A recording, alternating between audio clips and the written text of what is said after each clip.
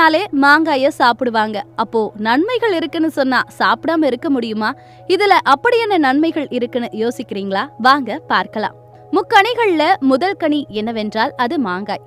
மாம்பழம் சாப்பிடுவதால உடலில் சர்க்கரையின் அளவு அதிகரிக்கும். பச்சை மாங்காய சாப்பிடுவதால் பெரியவர்கள் உடலுக்கு சூடுன்னு சொல்லுவாங்க. ஆனா உடல் சூட்டை தணித்து நீர்ச்சத்துடன் வைத்திருக்க மாங்காய் உதவும்னு சொன்னா நம்புவீங்களா? ஆனா அதுதான் உண்மை.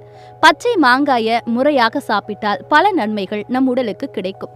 பச்சை மாங்காயில நிறைய ஆன்டி ஆக்சிடென்ட்டுகள், வைட்டமின் சி கொட்டி கிடக்கிறது. உடல் எடையை குறைக்க நினைப்பவர்கள் இதனை தங்கள் டயட்டில் சேர்த்து கொள்ளும் போது பல நம்ப முடியாத மேஜிக் நம் உடல்ல நடக்குமா? பச்சை மாங்காயில டயட்ரி ஃபைபர் நிறைந்திருக்கு. இது லோ ஃபேட் ஃபுட் என்று அழைக்கப்படுது. எடை குறைக்கும் பச்சை மாங்காயின் சாலட் செய்வது எப்படி என்றால், முதலாவது மாங்காய், கேரட், வெள்ளரிக்காய், வெங்காயம், பச்சை மிளகாய நறுக்கிக்